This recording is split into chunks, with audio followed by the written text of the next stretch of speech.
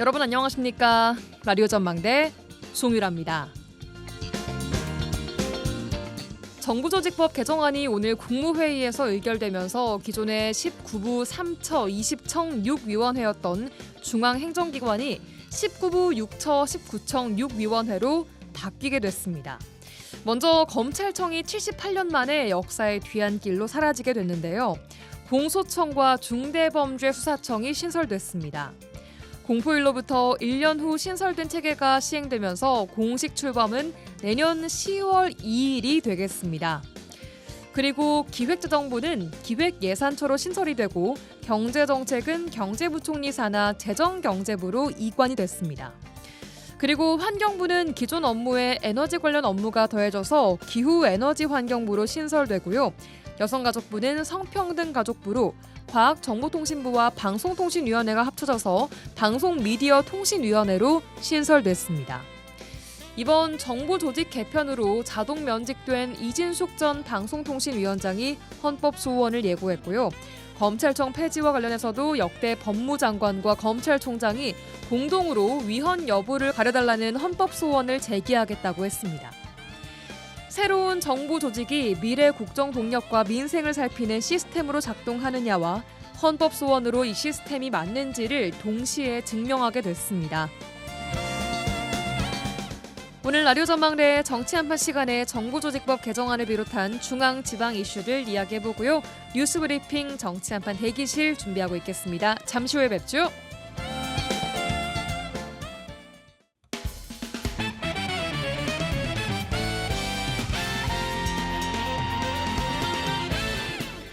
라디오 전망대 9월 30일 화요일 순서 출발합니다. 지역 뉴스부터 정리해보죠. 뉴스 브리핑 여성신문의 장봉현 기자 연결합니다. 나와 계십니까? 네, 안녕하세요. 장봉현입니다. 네, 안녕하세요. 네. 자, 순천 선월지구의 창고형 할인마트 코스트코 들어오니만이 말이 많았는데 이거 입점 확정됐습니까?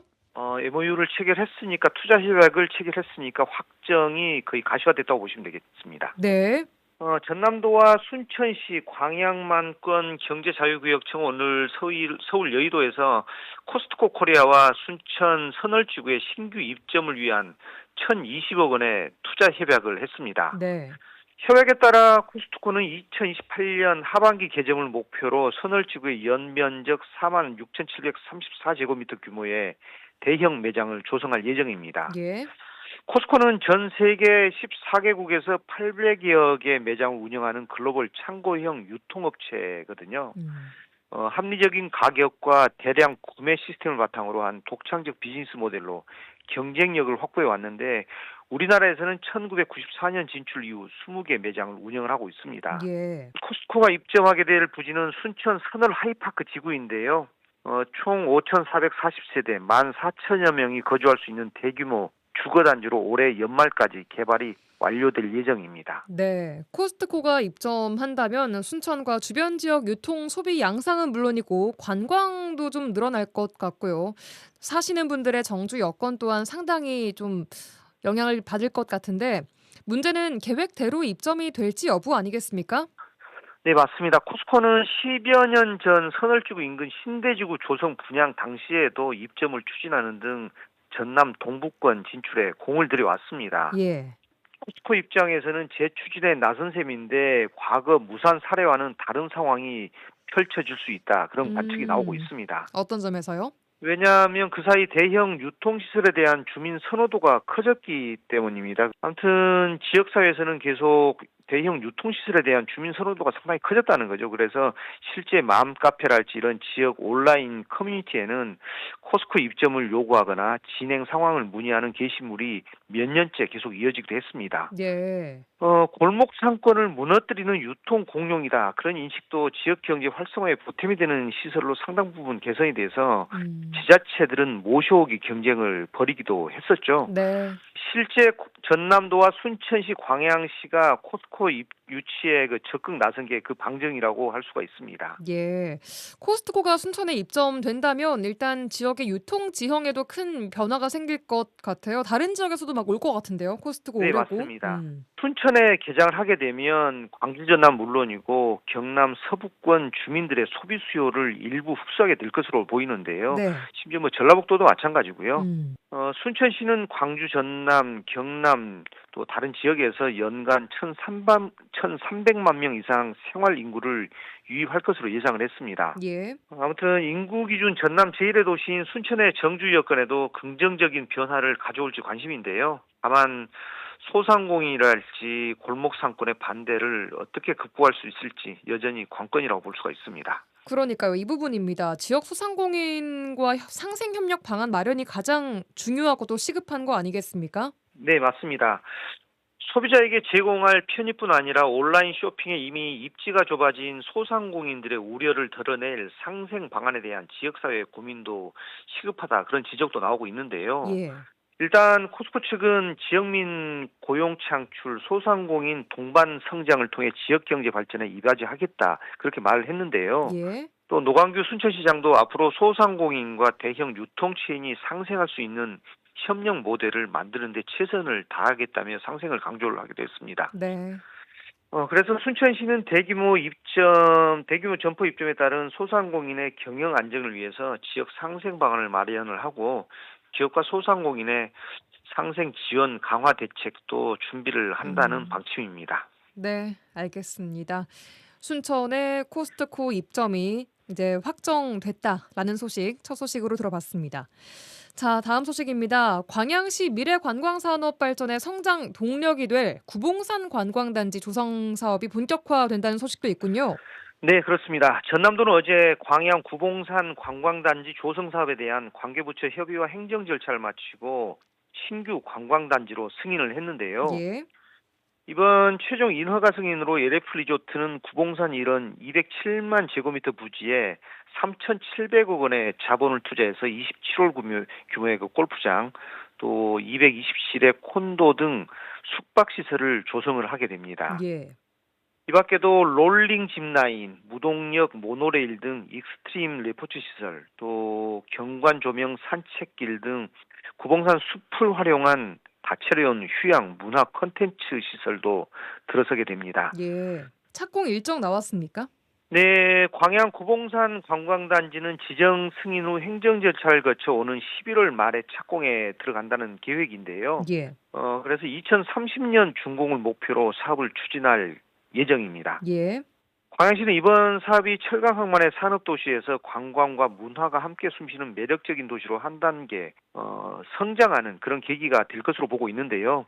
무엇보다 여수, 순천 등 인근 도시에 비해서 상대적으로 문화관광 자원이 광양이 상당히 부족하거든요. 그래서 광양시 입장에서 이번 관광단지 승인은 천군만마를 얻은 것처럼 기대감이 아주 큽니다. 예, 알겠습니다. 마지막 소식입니다. 순천에서 태국 국적의 여성 2명을 오피스텔에서 성매매를 알선한 3형제가 경찰에 체포됐다고요? 어떤 소식입니까? 네, 전남경찰청 풍속수사팀은 오피스텔에서 성매매를 알선한 혐의로 30대 A씨 등 3명을 체포해서 조사를 하고 있습니다. 예.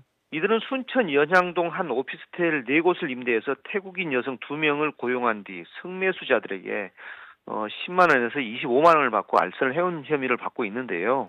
조사 결과 이들 3명은 형제관계로 인터넷 홍보, 현금 수거 등 역할을 전부 분담을 해서 성매매 알선을 한 것으로 드러났습니다. 예.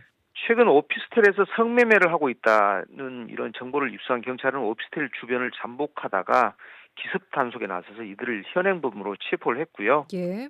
체포된 태국 국적 여성 2명은 모두 불법 체류자 신분입니다. 그래서 출입국 관리사무소로 인계를 했고요. 경찰은 현금 900만 원, 예약자 등이 기록된 장부 등 예약용 휴대전화도 압수를 했습니다. 예, 알겠습니다. 오늘 여기까지 듣겠습니다. 뉴스브리핑 여성신문의 장봉현 기자였습니다. 고맙습니다. 네, 고맙습니다.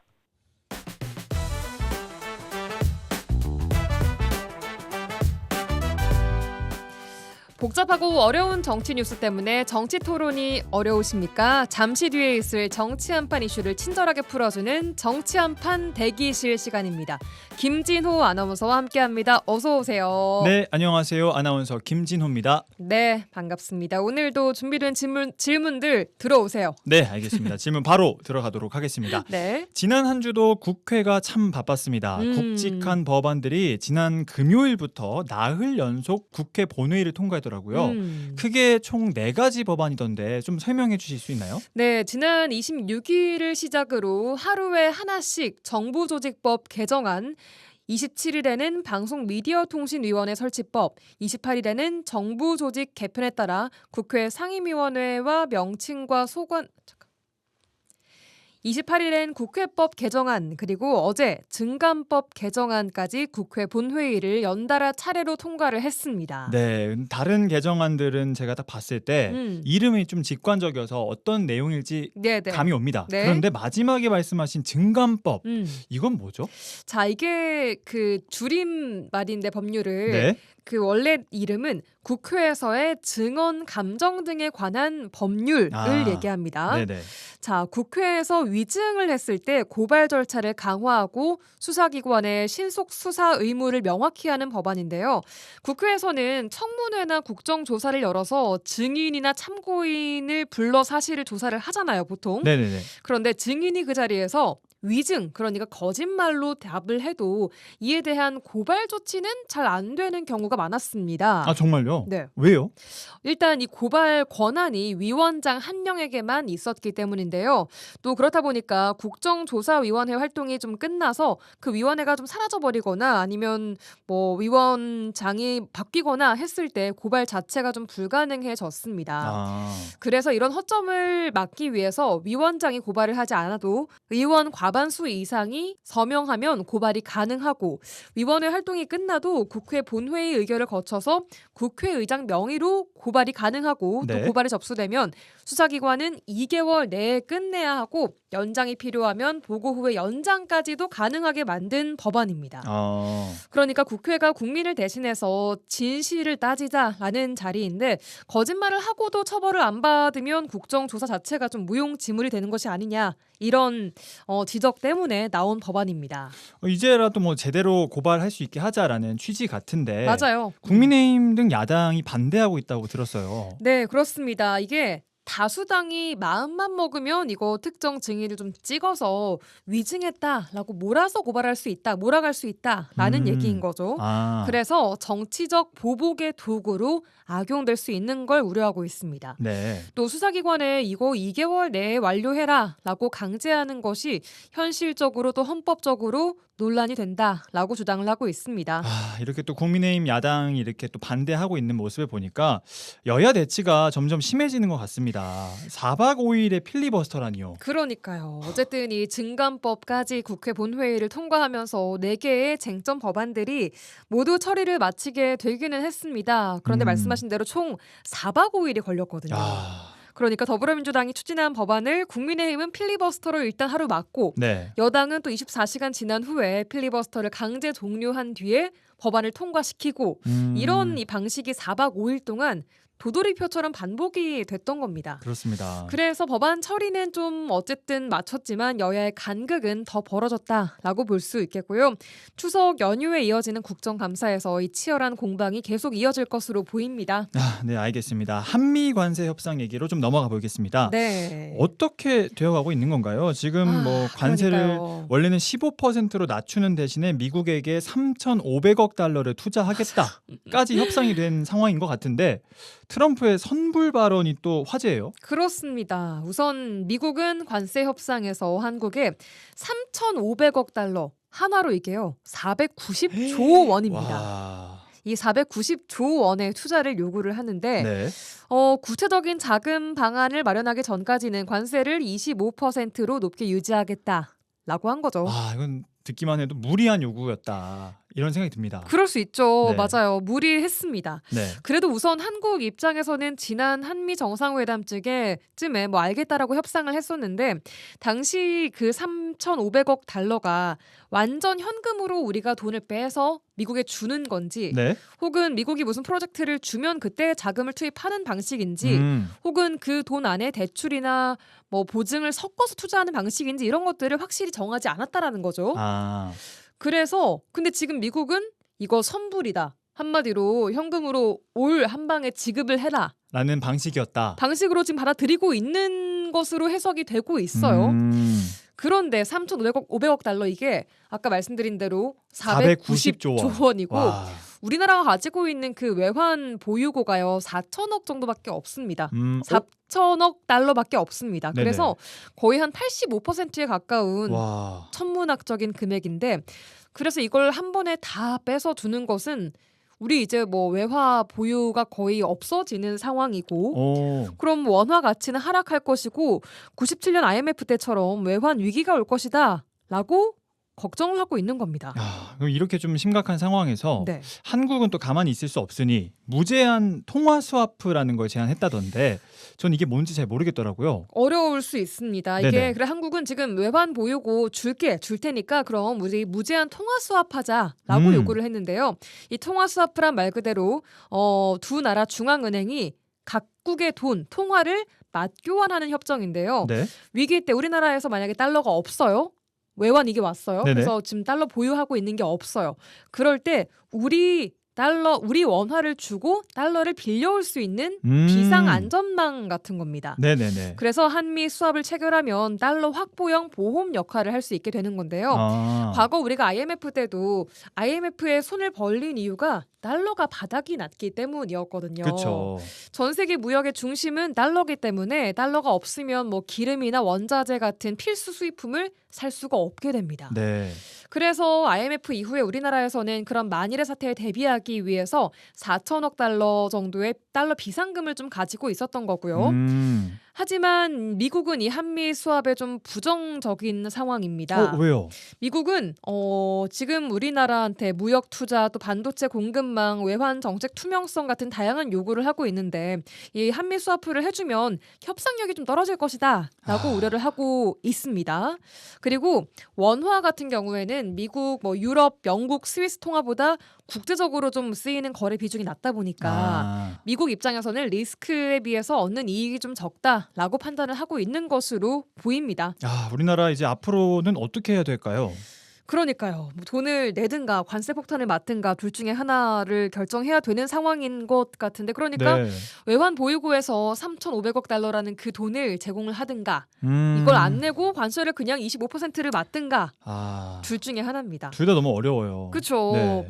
뭐 아까 말씀드린 대로 외환 보유고가 줄면 시장이 불안해지고 신뢰가 깨지면서 환율이 급등할 거고요. 네. 또 그때처럼 IMF 위기 가능성 높아집니다. 그렇죠. 그렇다고 관세를 또 25% 내자니 미국 시장에 수출하는 그 업종들의 경쟁력이 떨어질 것이고 제조업과 수출기업은 그대로 직격탄을 맞습니다. 그래서 우리 국내 경기 고용에 치명적인 영향을 주겠죠. 그렇겠네요.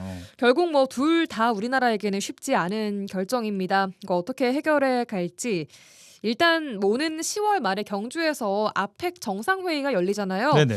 이때 일단 트럼프를 만날 것으로 보이니까 한미 협상의 중요한 고비가 될 것으로 보고 그 전까지 협상의 묘를 좀 잘 살려서 방안을 낼 수 있기를 기대해 봐야겠습니다. 오늘 이렇게 좀 어려운 난제를 만났는데 정치 한판에서 조금 시원한 답을 좀 기대해 보도록 하겠습니다. 시원한 답이 좀 있었으면 좋겠는데 네. 제가 잘 물어보도록 하겠습니다. 알겠습니다. 오늘도 김진아 아나운서 함께했습니다. 고맙습니다. 네, 고맙습니다. 지영민과 함께하는 친절한 시사.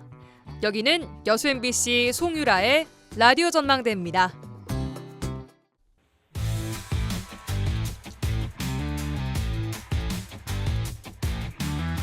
라디오 전망대 정치 한판. 네, 정치 한판 시작합니다. 더불어민주당 서동용 전 의원, 개혁신당 천하람 원내대표 두 분과 함께하겠습니다. 나와 계십니까? 반갑습니다. 서동용입니다. 네, 안녕하세요. 천하람입니다. 네, 안녕하세요. 두 분 한 주간 잘 보내셨는지 여쭙기 전에 지금 천 대표님께서는 한국이 아니십니까? 네, 제가 짧은 해외 출장이 있어서 지금 예. 불가리아에 잠시 나와 있습니다. 예, 불가리아 지금 현지 연결 지금 중입니다. 예, 언제 네, 돌아오십니까? 불가리아 현지는 날씨도 맑고 화창합니다. 약간 전화 연결이어서 약간 그 중간에 텀이 좀 있는 것 같은데 텀을 두고 제가 잘 질문하도록 하겠습니다. 감사합니다. 예, 서 의원님은 한 주간 어떻게 보내셨습니까? 예, 지난 9월 25일 지난주에요. 그 광양 실내체육관에서 여순 사건의 희생자들 유해 봉안 및 전달식이 있었습니다. 예. 그 광양 진상면에 있는 그 매티제에서 유해 발굴 작업이 있었는데 거기서 9구의 그 시신을 수습을 해서요. 그 이제 봉안식이 열렸던 거예요. 그리고 그날 또 이제 여순 사건 또 재판이 좀 있어가지고 예. 저는 봉안식 갔다가 또 바로 쫓아가서 재판을 하고 그랬는데 네. 여순 사건 그동안에 이제 쭉 해왔던 재판이 지난번 이제 구례 유족들 재판이 하나 끝났고 지금 10월 16일, 10월 30일 이렇게 이제 집단 소송에 대한 판결들이 순차로 좀 그 예정되어 있습니다. 그래서 이제 이런 과정들을 거쳐서 그 유족들의 그 좀 긴 세월 동안의 그 통안의 세월들을 조금이라도 좀 위자하는 그런 결과가 나오길 기대하고 있습니다. 네, 저희 여순 주간에 따로 시간을 내서 서 의원님께 이 얘기 집중적으로 한번 들어보는 시간 마련하도록 하겠습니다. 예. 예. 자, 오늘 주제 토크 바로 들어가 보도록 하죠. 지난 26일부터 4박 5일 동안 필리버스터와 표결이 반복되는 여야 대치 끝에 굵직한 법안 4가지, 정부조직법, 방송미디어통신위원회 설치법, 국회법 개정안 그리고 국회에서의 증언 감정 등에 관한 법률 이 4가지 본회의를 통과했습니다. 먼저 개혁신당 의원님들은 표결에는 참여를 다 하셨습니까? 천 대표님. 네, 정부조직법 개정안 같은 경우에는 제가 참여해서 반대표를 던졌고요. 예. 그 다음에 이제 방송통신위원회를 폐지하는 법안 같은 경우에는 저희 개혁신당의 이주영 의원이 또 반대표를 던졌습니다. 저희 개혁신당 의원들이나 국민의힘 의원들 같은 경우에는 대부분 표결에 항의하는 차원에서 불참을 많이 했는데요. 예. 저도 그렇고 저희 개혁신당 의원들 같은 경우에는 좀 특히 정부조직법 개정안은 명확하게 반대한다라는 거를 기록에 꼭 남겨놔야 될 것 같아서 제가 혼자서라도 반대 표결을 했었습니다. 예. 서동용 의원께서는 이번 정부조직법 개정안 국회 본회의 투표 결과 어떻게 보셨습니까? 예, 이제 정부조직법 내에 여러 가지 내용들이 포함되었습니다만 사실 가장 관심 있게 봤고 또 가장 비중 있게 다루어진 건 그 검찰개혁 부분 아니겠어요? 예. 그래서 이제 그 부분이 이제 정부조직법이 개정이 됨으로써 이재명 정부의 국정 철학이 반영된 정부조직 개편이 큰 틀에서는 좀 이렇게 완성이 됐다 이렇게 볼 여지들이 있는데요. 예. 그러나 조국 개혁신당 의원들의 기권 이후에서도 알 수 있듯 그동안 거론되었던 개혁 과제들이 충분히 반영되지 못한 면들도 있겠고요.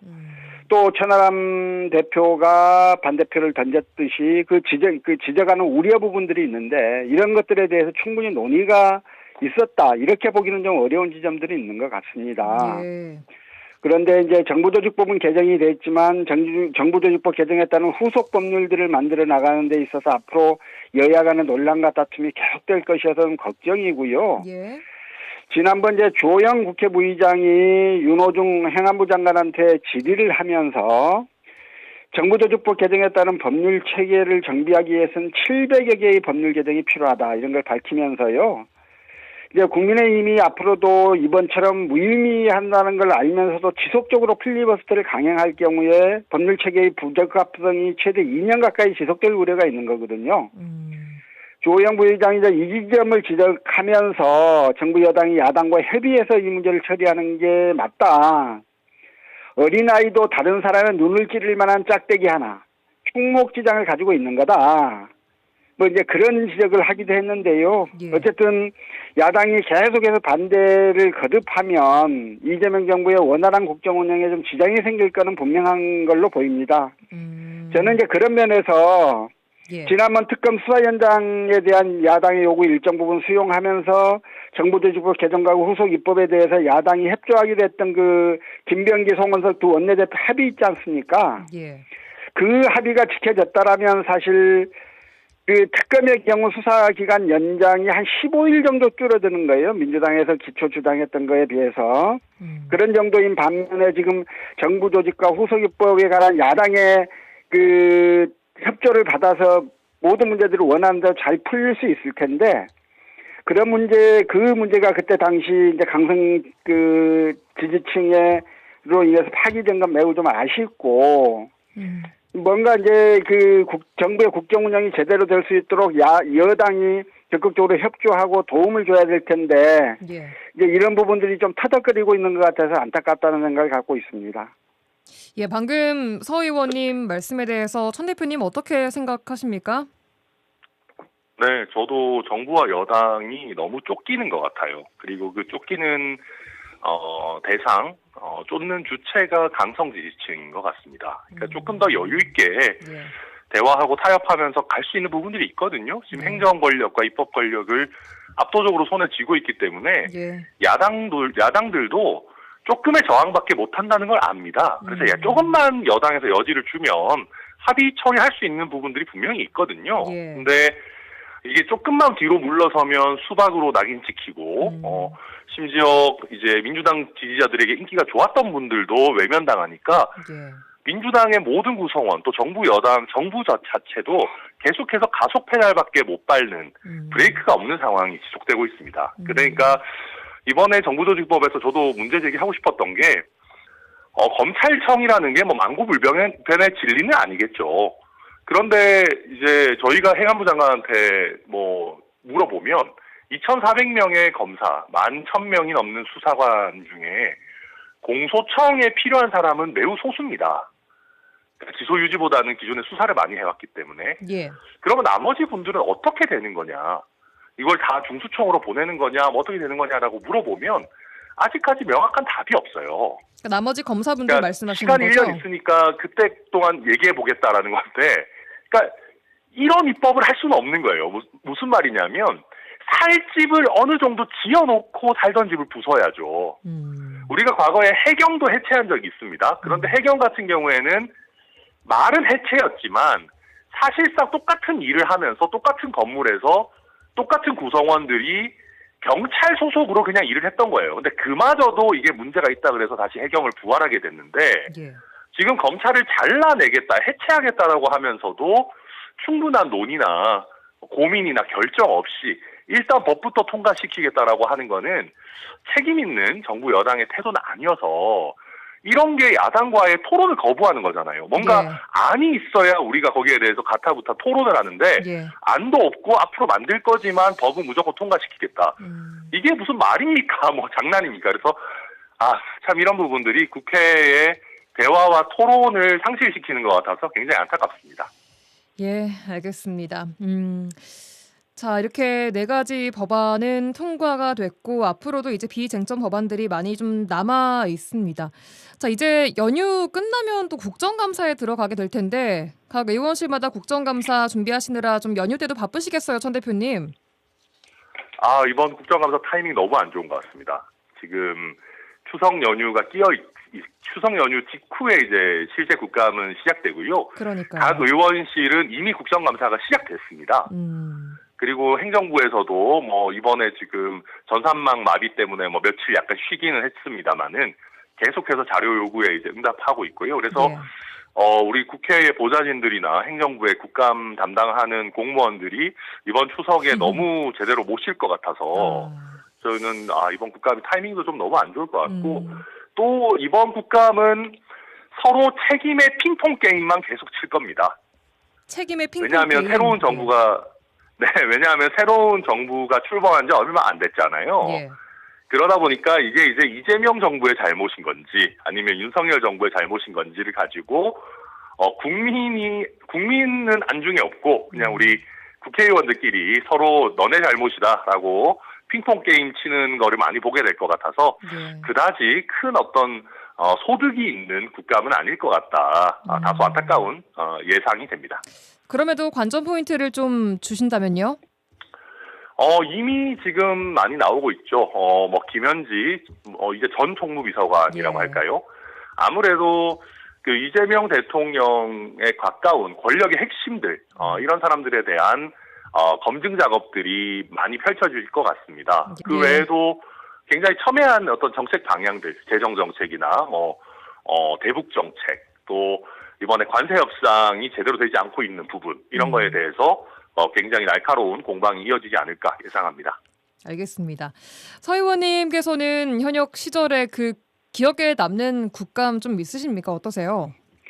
예, 이제 국감 주제로는 뭐 여러 가지 기억이 있는데요. 저는 이제 좀 크게는 제가 국정감사 우수원상을 4년 연속 수상을 했었는데요. 예.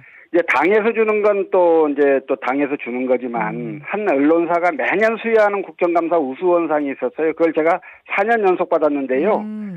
그게 21대 국회에서 4년 연속 수상한 사람이 여야를 통틀어서 2명밖에 안 됐거든요. 와. 제가 거기에 이제 포함됐다는 것 때문에 상당히 자긍심을 느끼고 이랬고, 예. 저는 지금도 국회의원을 안 하고 있지만 또 이 국정감사철만 되면 저도 가슴이 예. 쿵쾅쿵쾅하고 그렇습니다. 그러세요. 자, 이번 국정감사의 관전 포인트는 좀 뭘로 보셨어요, 서 의원님께서는? 일단 뭐 아까 천하람 대표도 말씀을 하셨지만 이재명 정부가 이제 6월부터 시작됐기 때문에 야당으로서는 사실 지적할 정부의 실책이 그렇게 많지는 않거든요. 그럼 이제 현재 나타나고 있는 몇 가지 문제에 대해서 이게 현 정부 탓이냐 전 정부 탓이냐를 가지고 계속 정치 공방이 이어질 가능성이 큰데, 예. 저는 제가 이제 경험해봤던 국회에서는 제가 21대 교육위원만 했는데 거기서는 제 느낌으로는 확실히 민주당이 국민의힘보다는 의원들의 국정감사 역량이 더 뛰어났다고 생각해요. 예. 이제 올해 그게 어떻게 좀 변화됐을지, 민주당의 역량은 21대에 비해서 어쩔지, 또 국민의힘은 또 어쩔지, 그런 것들을 좀 지켜보는 것도 저는 재미있는 포인트일 것 같다는 생각을 갖고 있습니다. 알겠습니다. 자, 어쨌든 연휴 직후에 이제 좀 본격화될 국정감사도 잘 지켜봐야 될 것 같습니다. 자, 한미 투자 협상 이야기를 좀 해보겠습니다. 논란의 3,500억 달러. 도널드 트럼프 대통령의 3,500억 달러 대미 투자가 선불이라는 언급에 정치권이 좀 흔들리고 있습니다. 이재명 대통령의 지지율이 이번 주에 소폭 하락한 이유로 이게 작용했다라고 보십니까, 전 대표님? 네, 상당 부분 작용했다라고 생각합니다. 지금 이 트럼프 대통령의 3,500달러 투자금 선불 언급에 대해서 위성락 국가안보실장도 진위를 모르겠다라고 했거든요. 진위가 뭐라고 보십니까? 이거 지금 이재명 정부가 사실 굉장히 안일했던 겁니다. 이게 뭐냐 하면 예. 사실 미국이나 EU 같은 경우에 어느 정도 이런 부분을 파악하고 대응을 했었던 걸로 보여지거든요. 예. 이제 어느 정도 빠르게 이제 협상들이 진행이 됐고, 뭐 이미 관세에 있어서 하락을, 이미 관세 하향을 이미 진행을 하고 있죠. 그런데 대한민국 같은 경우에는 정확한 내용을 모르고 3,500억 달러를 너무 쉽게 불러버린 거예요. 예. 제가 이제 기재위에서 현안 질의할 때도 예. 기재부 장관한테 물어봤습니다. 3,500억 달러라는 것이 굉장히 큰 돈인데 예. 이게 현금을 주는 거냐 아니면 대출이랑 보증을 섞는 거냐 뭐 어떻게 되는 거냐 그리고 섞는 거라면 비율이 어느 정도로 뭐 되어 있는 거냐라고 물어보니까 예. 그게 정해진 게 없답니다. 근데 정해진 건 없지만 대출 보증이 상당 부분 섞일 걸로 약간 추측한다, 예상한다라는 그런 뉘앙스였어요. 예. 그러고 제가 기재부에서 비공식적으로 이제 이야기를 나눠보면 트럼프 대통령을 좀 물러봤습니다. 무슨 말이냐면 큰 액수를 불러서 트럼프 대통령에게 정치적 승리를 안겨주고 면을 띄워주면 이재명 대통령과의 정상회담이 이렇게 좀 훈훈하게 지나가고 그런 다음에 우리가 원래 하려고 했던 투자 건들만 좀 진행하면서 쉽게 이야기하면 좀 시간 끌고 뭉개고 하다 보면 트럼프 대통령 임기가 끝나지 않겠냐. 약간 그런 식으로 그리고 일정 부분 대출 원래 우리 기업들이 투자하려던 거 대출해주고 보증해주고 하는 것까지 좀 끼워서 하면 우리나라의 부담이 그렇게 크지 않을 거다. 이런 식의 안일한 생각들이 있었어요. 그래서 제가 아니 트럼프 대통령은 정치적 승리만 챙길지 몰라도 그 밑에 있는 관료들은 당연히 3,500억 불을 부르고 나면 그거 최대한 땡겨가려고 할 건데 이렇게 안일하게 봐도 되는 거냐. 그런 얘기하고 그랬거든요. 그래서 요약하면 우리나라 정부가 이재명 대통령과의 어떤 정상회담을 앞두고 거기서 젤렌스키 모먼트 같은 거 만들면 안 된다라는 것이 너무 앞서가지고 책임지지 못할 액수를 던져버린 거예요. 아니 그러고 나서 3,500억 불 현금으로 주면 우리 큰일 난다. 통화 스와프 해달라. 아니 그건 액수 정하기 전에 얘기했었어야죠. 미국에서 액수 올리려 그럴 때 그러면 우리 이 정도는 부담스럽다. 너희가 액수를 올리려면 통화 스와프를 먼저 약속을 하고 그래야 우리도 액수를 이야기할 수 있다. 예. 라는 협상이 됐었어야 되는데 예. 굉장히 안일하게 3,500억 불이라는 거액은 불러버리고 정상들끼리 거기에 맞춰서 얘기는 다 해버리고 뭐 협상 타결됐다. 뭐 합의문이 필요 없을 정도로 잘된 회담이었다라고 하고 나서 이제 와서 미국의 의도를 잘 모르겠다. 아니 이런 식이면 우리나라 국민들이 대한민국 외교 당국과 협상팀을 어떻게 신뢰합니까? 너무 안일하게 협상을 했던 거죠. 그럼 지금 트럼프 대통령은 이걸 전액 현금으로 일괄 선 지급하는 것을 얘기를 했다라고 봐야 하는 걸까요? 그거를 명확하게 얘기를 하지 않았더라도 먼저 그게 명확하지 않은 상황에서 액수를 얘기를 해버리면 우리나라가 끌려가는 입장이 되는 거지 않겠습니까? 예. 우리나라가 조건도 제대로 안 나와 있는 상황에서 어쩌면 너무 쉽게 액수를 불러버린 거죠. 그게 알겠습니다. 저는 큰 문제였다라고 봅니다. 예. 서 의원님은 어떻게 생각하십니까? 예. 어떤 일이 있고 나서 나중에 모든 상황을 다 알고 평가하는 건 쉽습니다. 그러나 일을 처음에 시작하는 단계에서 모든 것들을 다 검토해서 하는 건 되게 어려운 문제일 수 있을 텐데요. 예. 저는 이제 트럼프와 같은 이러한 깡패짓을 하는 그 미국의 지도자를 감히 상상할 수 없었던 거고 그 깡패짓의 정도가 전혀 예측할 수 없는 정도까지 계속 튀니까요.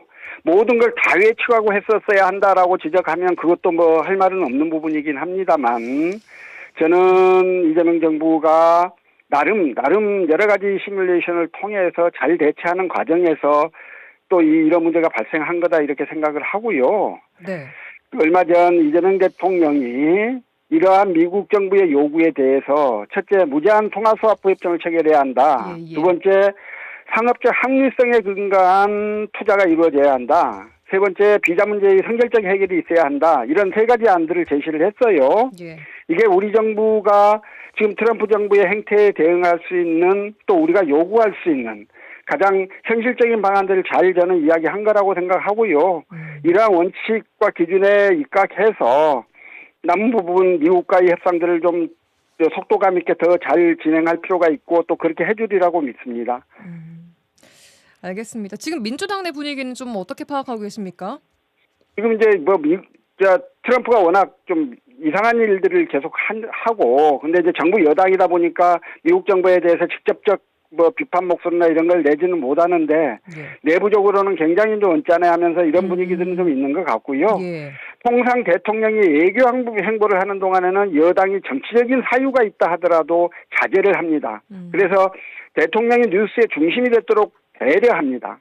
그런데 지금은 이제 그렇지 않고 오히려 그 전국을 민주당이 막 강경하게 밀어붙이고 끌고 가는 모습이 모든 뉴스의 중심이 되다 보니까 대통령의 모든 활동들, 외교 활동들이 다 지금 덮여버리고 말았거든요.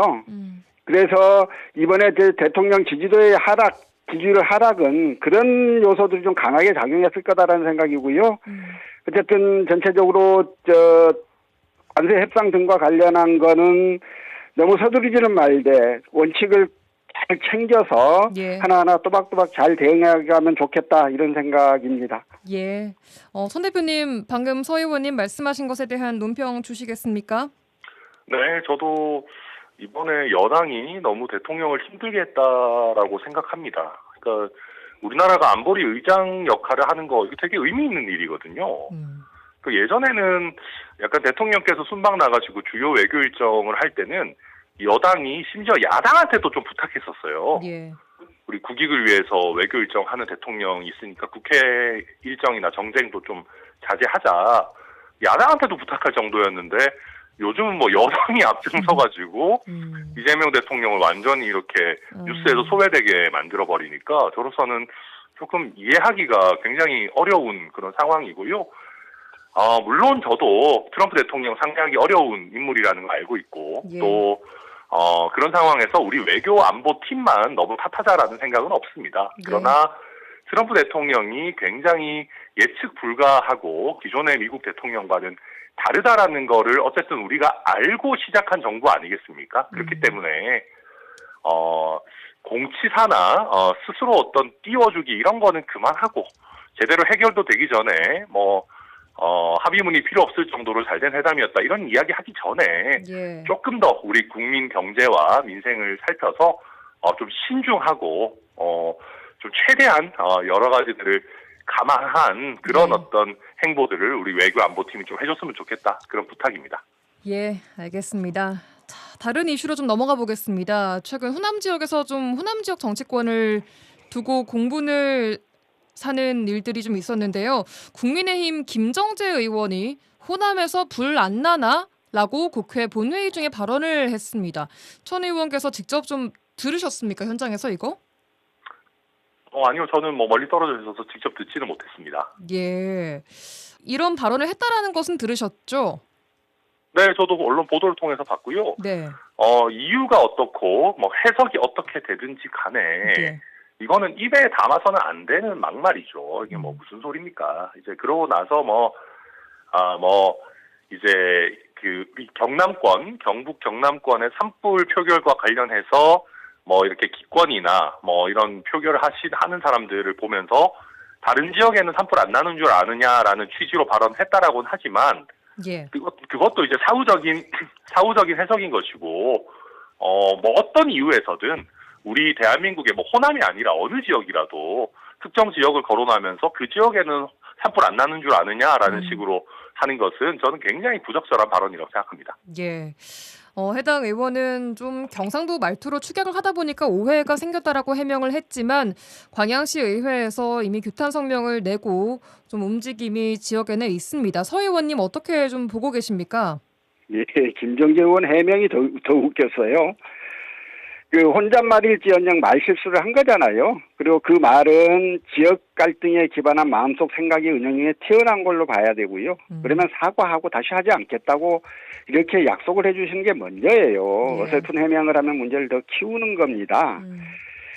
그리고 이제 광양시가 규탄 성명을 냈던데 좀 제가 보도를 보니까 광주시민단체에 비해 항의 성명이 있었고 지방의회 차원에서는 광양시의회만 규탄 성명을 냈던데요. 예. 어쨌든 이게 더 번지고 이러기 전에 김정재 의원이 빨리 사과하고 어떻게 그런 말을 합니까? 그래서 사과하고 빨리 좀 마무리할 수 있도록 그랬으면 좋겠다 싶습니다. 예, 알겠습니다. 자, 이제 추석이 일주일 남았습니다. 두 분 아까 천 대표님께서는 이제 국정감사 준비로 바쁘실 거라고 했는데 가족끼리 보내는 시간은 거의 불가능하다고 봐야 합니까, 천 대표님? 아니요. 아무리 그래도 이제 가족들이랑 조금은 시간을 보내지 않을까 싶고요. 예. 또 보좌진들한테 미안한 말씀이지만 의원은 보좌진에 비해서는 조금 시간이 있습니다. 보좌진분들이 훨씬 더 바쁘시고요. 다만 이제 실제 국정감사 시즌에 돌입하면 아무래도 의원들은 직접 질의를 하고 그래야 되기 때문에 또 조금 더 바빠지는 경향이 있고 그래서 어쨌든 저는 아직 아들도 어리고 그래가지고요. 예. 가족과의 약간은 시간을 보낼 수 있지 않을까 기대합니다. 알겠습니다. 서 의원님께서는 추석 연휴 계획 갖고 계십니까? 예, 저는 이제 작년 추석하고 올 설이 사실은 거의 이제 사람들도 안 만나고 혼자도 좀 지내고 이랬고요. 이제 저도 이제 그동안 집거 생활을 한 지가 한 1년 4개월 정도가 지나서 이제는 이제 사람들도 뵙고 적극적으로 좀 만남도 가지고 이럴 생각을 가지고 있어서 예. 이번 추석에도 주변 분들 또 그동안 고맙게 해주셨던 분들도 만나고 말씀 듣고 이럴 계획을 갖고 있습니다. 저 그리고 한마디만 더 해도 될까요? 예. 말씀하십시오. 추석도 잘 보내시고 제가 아까 서동영 의원님 말씀 중에 4년 연속 우수 국감의원으로 선정되셨다고 하셨는데 네. 이거 진짜 쉬운 거 아닙니다. 진짜 쉬운 거 아니고 서동영 의원님께서 얼마나 4년 내내 열심히 또 꾸준하게 성과를 내주셨는지 저는 후배 의원으로서 존경스럽다라는 말씀을 추석 인사 겸 드리고 싶습니다. 그럼 서 의원님께서도 좀 덕담 한마디 해주시죠. 아이고, 예, 덕담 고맙고요. 예, 하여튼 국정감사 앞두고 이 추석 명절은 국회의원이나 의원실 모두 다 되게 좀 이제 바늘방석에 앉은 것 같이 마음이 편치 않습니다. 네. 이제 그럼에도 불구하고 또 가족들과의 관계 등한시하지 않으셨으면 좋겠다. 제가 국회의원 4년 지내고 가장 가족들한테 충분히 못해준 게 많이 좀 아쉬움이 있었는데요. 저는 잘 좀 그렇게 하시기를 바라고 또 이번 국정감사에서 뛰어난 그 언변과 실력을 가지고 많은 그 활약하시기를 기원드립니다. 그리고 이 청취자 여러분들께도 추석 명절 잘 보내시라는 인사 말씀드리고 싶습니다. 예, 알겠습니다. 정치 한판 오늘도 더불어민주당 서동용 전 의원, 개혁신당 천하람 원내대표 두 분과 함께했습니다. 두 분 명절 잘 보내십시오. 고맙습니다. 수고하셨습니다. 네, 감사합니다. 라디오 전망대가 9월의 마지막 날 준비한 소식은 여기까지입니다. 저는 내일 돌아오겠습니다. 구성 이선화, 연출 송유라였습니다. 고맙습니다.